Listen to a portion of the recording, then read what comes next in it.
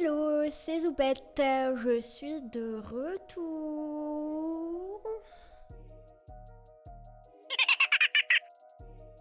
On va parler cinéma, et plus précisément du genre horrifique.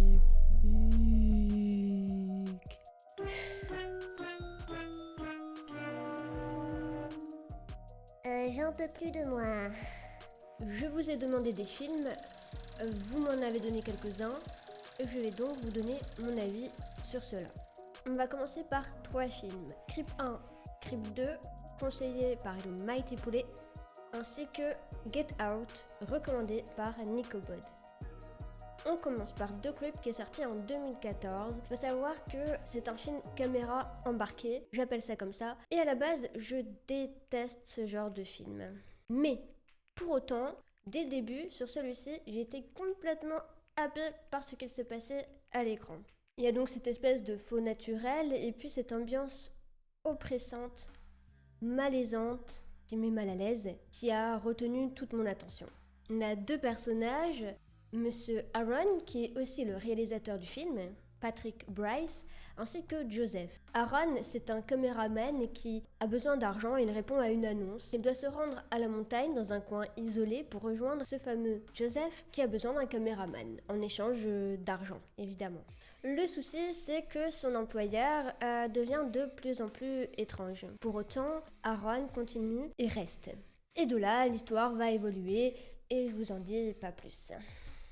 Ce qui m'a plu dans le film, c'est ce caméraman qui est là, qui sait que quelque chose cloche, pour autant il ne s'écoute absolument pas.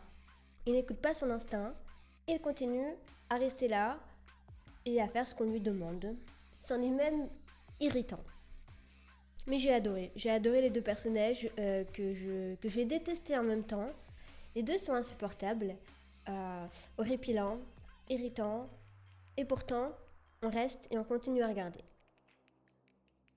C'est là toute la magie du film. 3 ans plus tard, Patrick Bryce sort le 2. Et vous savez quoi? J'ai été trop heureuse de retrouver le personnage principal qui n'est autre que Joseph, l'employeur. Dans cette suite, on retrouve donc Joseph qui publie à nouveau une annonce et cette fois-ci, c'est une femme qui y répond, Sarah, qui est une créatrice de contenu. Elle fait des vidéos sur YouTube, ça fonctionne pas très bien pour elle. Pour autant, elle veut persister dans ce qu'elle fait et elle pense que cette fois-ci sera la bonne. Elle veut créer un contenu unique et sensationnel. Et pour cela, elle va aller jusqu'au bout de cette démarche. Encore une fois, malgré qu'elle sente quelque chose qui cloche, quelque chose qui ne va pas, eh bien, elle ne s'écoute absolument pas et c'est justement ça qui va la faire rester. Ce qui m'a plu, c'est que Sarah est une personne très empathique. Elle arrive à saisir les gens, à les comprendre, plus ou moins. En tout cas, c'est ce qu'elle pense. Elle pense que c'est son truc à elle, être empathique et comprendre l'autre.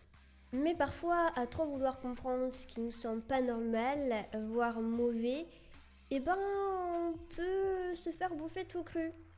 Parce que même si l'on sait que l'on est manipulé, à trop rester, on tombe dans le piège. Et d'après le réalisateur de The Creep, peut-être il est probable que le 3 fasse également son apparition. Et ça, c'est plutôt chouette. En tout cas, moi, ça me hype. D'ailleurs, de Mighty Poulet, c'est à mon tour de te proposer un film. Et comme j'en ai vu 2, je vais t'en proposer 2 également. Malveillance ainsi que Cloverfield. Je vais te montrer quelques images pour espérer te donner l'envie de les regarder. On va commencer par Malveillance qui est sorti en 2011 et c'est un film espagnol. Réalisé par Guillaume Balafuero, qui a également co-réalisé Rec 1 et Rec 2 et qui a été scénariste du film La Nonne, mais pas seulement. Malveillance donc est un thriller où l'on retrouve un agent d'immeuble qui, pour faire bref, n'a pas de vie. Et pour la pimenter, il va s'immiscer dans la vie des personnes de son immeuble. Voilà, je t'en dis pas plus. On va passer à Cloverfield qui lui est un film à caméra embarquée, tu sais bien, j'aime pas ça, mais Cloverfield, je l'ai bien aimé. Il est sorti en 2006 et ça part d'un groupe de jeunes gens qui sont censés être en quarantaine mais ne vont pas du tout respecter cela et vont organiser une fête à l'occasion du départ d'un de leurs potes pour le Japon. Et évidemment, rien ne va se passer comme prévu. Et on part sur la recommandation de Nico Bod, Get Out. C'est un film réalisé par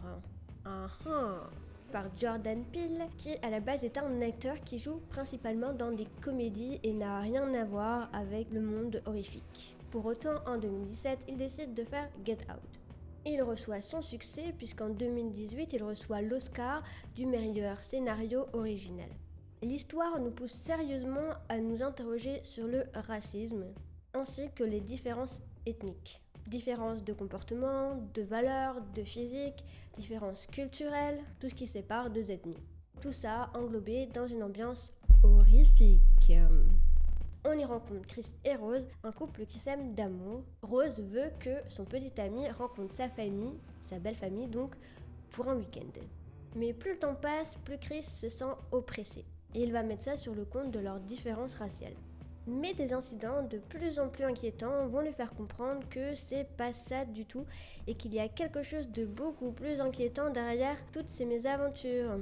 Et sache Nicobot que j'ai adoré, j'ai trouvé que le tout était vachement bien rythmé. Et le fait que le film pousse à de l'introspection sur le sujet du racisme, c'est super bien fait. Parce que parfois, nous aussi, on se sent oppressé, peut-être même avec un sentiment de malaise. Ce qui m'a beaucoup plu aussi, c'est que le jeu des acteurs est incroyable. L'ambiance tourne en vinaigre, on voit la fracture entre le moment où tout va bien et les moments où plus rien ne va. Le caractère des acteurs, le jeu des acteurs, les personnages, change du tout au tout. Et grâce à ça, on voit le talent des acteurs. Et moi, ça m'a beaucoup plu, ça m'a beaucoup surpris, surtout pour les deux acteurs principaux. Mais pas que, en fait tous. D'ailleurs, Nicobot, c'est à mon tour de te conseiller un film. J'espère que tu l'aimeras, mais surtout que tu pourras le regarder. C'est La Porte des Secrets. C'est un thriller horrifique qui risque de ne pas te laisser indifférent et je vais t'en montrer quelques images pour te donner un avant-goût. On y retrouve une jeune infirmière qui cherche du boulot à plein temps et qui va répondre à une annonce. Le boulot se trouve en Louisiane, dans les bayous. Et elle va devoir travailler pour un couple de vieilles personnes, et plus particulièrement le monsieur qui est complètement infirme. Et de là, il va se passer certaines choses. Voilà. On arrive à la fin de la vidéo, mais il y en aura plein d'autres. Vous m'avez conseillé bien d'autres films, et je vous dis donc à très vite.